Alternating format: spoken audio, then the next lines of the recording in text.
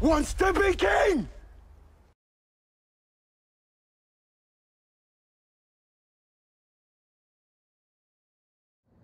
I've had several people ask me to share my take on Andrew Tate.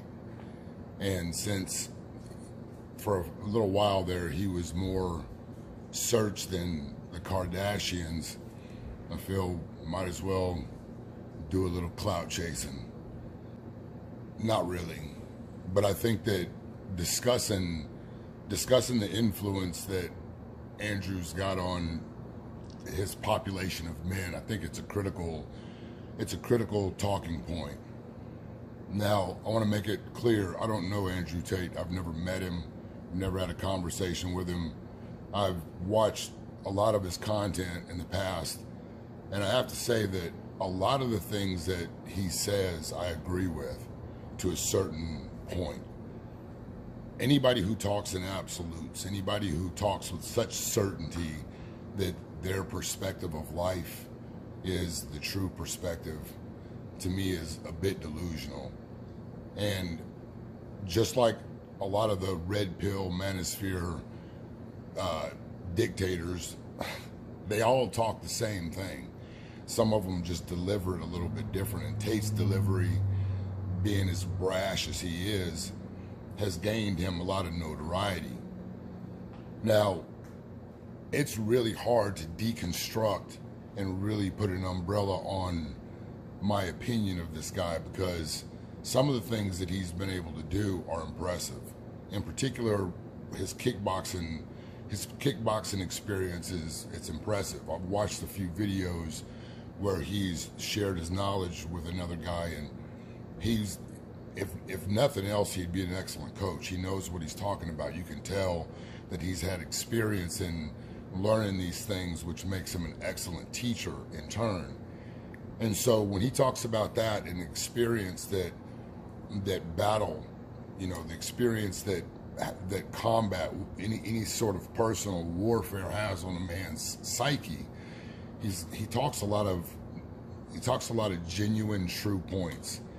And for that, you know, just for that right there, I give him a lot of credit, because he's knowledgeable, and the way that he teaches these things, I would hire him as a coach. I would have him coach my son if my son was following that path. Now, outside of that, and some of his antiquated view on how conquerors should act, I think that a lot of the things that he says, the image that he portrays, is very harmful to the young men that watch him. I've said it many times before, the idea that this fulfillment is to be found in having money and the ability to use women because you have money, to me it's problematic. Not in the sense that it's wrong to have money, it's wrong to have access to women or any of that.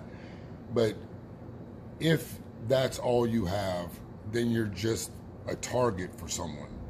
A goofball with money is still a goofball. And when I see Andrew Tate flexing his cars and bragging about how much money he has, to me it's a little bit problematic, because I've known a lot of wealthy people in my life, and none of them move that way. If they had a nice car, it was in the garage and you would have to stumble upon it, and then they would tell you about it. It wasn't the centerpiece of their life. They had extravagant homes, but it wasn't the centerpiece of their life. It wasn't, they had these things because of the wealth that they acquired, and that's what they wanted, but they weren't doing these things simply so they could brag to other people and call them peasants, and all of the, you know, all of his wonderful terms that he uses for people that he sees beneath him. Personally, I don't see myself above or below any man. We're all men, and we're all gonna expire at the end of this run. And so even if I become the most wealthy man on earth, I cannot escape that fate. And to think that these metrics, these outward metrics, qualify manhood is asinine. Teaching young men that their future is in becoming like that is a problem.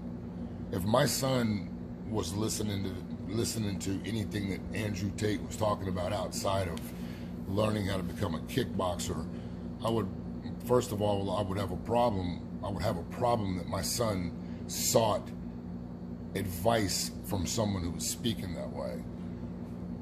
One of the biggest issues that I have is this idea that because the way that the modern woman is, men are supposed to go on this conquest where you blow your notch count out of the water, as if that doesn't have any ramifications down the line. And when I look at that, I think that either the person who's saying that, the person who's espousing that young men live their life this way, have either never done it or in the middle of doing it and don't understand what's going to happen to them down the line. When I was younger, actually all the way up into my later years, I didn't understand what that conquest was doing to me. I didn't understand what exactly it was. I just moved to that. I just moved that way. And I've spoken about it several times. I got to the point where I didn't even remember who it was that I was dealing with from moment to moment. There were so many women coming through my door just because it was easy and it was fun at the moment. But what it did to me psychologically, what it did to me spiritually was destructive, and I didn't see it. I didn't understand that the devil was using that vice to keep me in a place that was going to hold me hostage from the man that I was supposed to be. And it wasn't until I hit my knees and asked for answers that I saw that the very things that I was pursuing, the very things that these men tell young boys to go after, was causing all the destructive things that were happening in my life. The way that I was moving in pursuit of money, acquisition of notch count, and power. I was becoming a person, I had become a person that I could not really respect. And now when I listen to men like Andrew tell these young, impressionable young men that it's all about having flashy cars and homes and wearing shades indoors with your shirt off, smoking cigars like you're Scarface, all of those things, to me, seeing a dude in his 30s do it is pretty pathetic. But seeing the children that he's having an effect on, these teenage boys, it's a problem, because these boys will grow up and become the same type of person. And if I'm honest, the way that he speaks of and treats women it's borderline, man. You know, the idea that it's your right to walk like that is a problem. You know, I get it. It's a character. It's an image. It's whatever it is, but it's childish. It's childish and it's very unrealistic. But one of the biggest, I think the biggest problem that I have is, you know, he brags about how much money he has and he flexes and he calls himself this ultimate